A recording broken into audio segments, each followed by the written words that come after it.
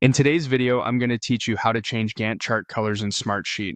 By the end, you'll know exactly how to update the colors of your timeline so it matches your brand, improves readability, and makes your project easier to scan at a glance.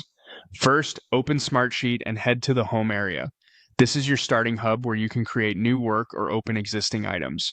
If you already have a project, you can use that.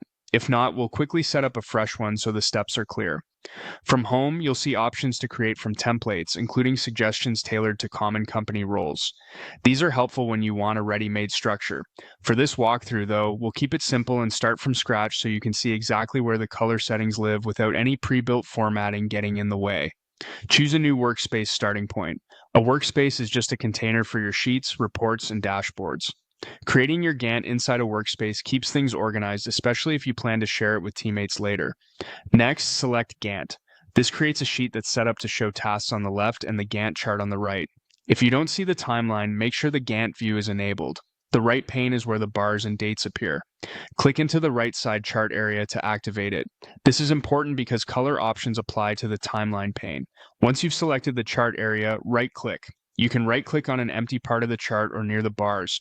Just make sure your cursor is in the timeline panel. From the context menu that appears, click on Color Settings. This opens the controls that let you adjust how your Gantt looks, including bar colors and the overall palette used across the timeline. Now choose the color you want. Pick a palette that aligns with your brand or improves clarity for your audience. Aim for strong contrast between taskbars and the background so dates and durations are easy to see. If you rely on status colors, be consistent. For example, one color for active tasks and another for milestones. Consider accessibility as well. Avoid combinations that are hard to distinguish for colorblind viewers, and use darker tones for dense schedules so labels remain readable.